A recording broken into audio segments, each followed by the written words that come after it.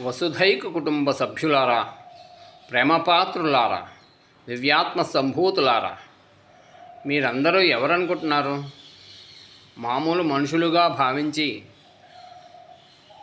హరిషద్వాలకు లోనైపోయి కోరికలు తీర్చుకోవడానికే అన్నట్టుగా మీరు భావించకండి. కోరికలు ఎప్పుడైనా తీరుతాయి. మన తత్వం ఏమిటో మనం అర్థం చేసుకోవాలి. అసలు నువ్వెవరివి?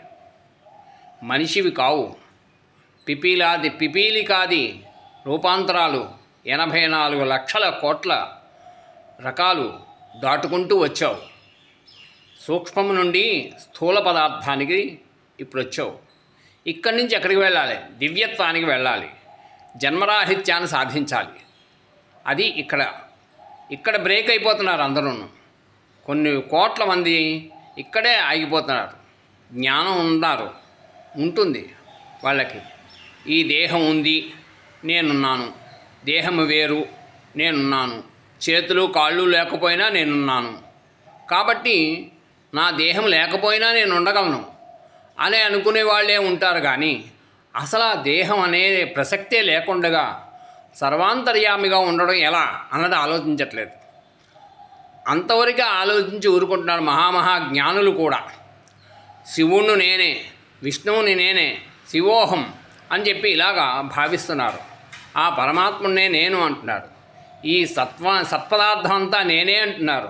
కానీ మళ్ళీ అరిషద్వారకు లోనైపోయి ఆకలి దప్పులకు లొంగిపోయి అనేక విధములుగా ప్రాకలాడుతూ ఉంటున్నారు.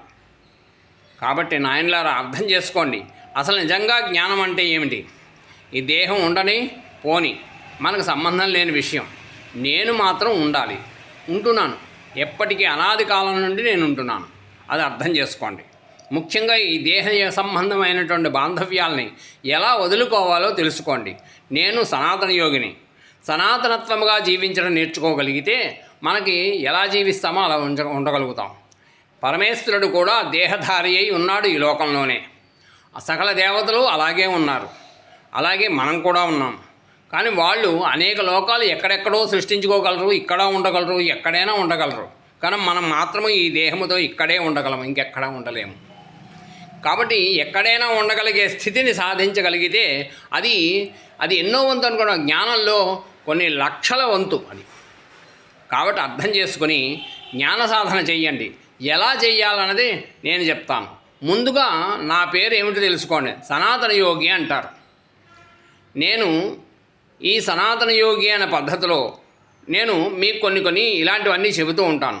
బాలులకు కానీ, బాల్యావస్థలో ఉన్న వాళ్ళకి, ఉన్నతావస్థలో ఉన్న వాళ్ళకి, యవ్వనస్తులకి, అందరికీ కూడా సమస్తమైనటువంటి జ్ఞానాన్ని నేను ఇవ్వగలను. అయితే నేనంటే ఈ దేహధారిగా ఉన్నటువంటి పేరు కాదు. పరమాత్మ స్వరూపుడు అనేక శాస్త్రముల ద్వారాను, వేదముల ద్వారా చెప్పబడిన విషయాన్నే తీసుకొచ్చి సేకరించి నేను నీకు చెప్పగలను. అంతేగాని అది నా సొంతము కాదు. అది మాత్రం గుర్తుంచుకోండి. నేను మాత్రం అహంకారంతో చెప్పట్లేదు. ఓం శ్రీ సాయిరామ్.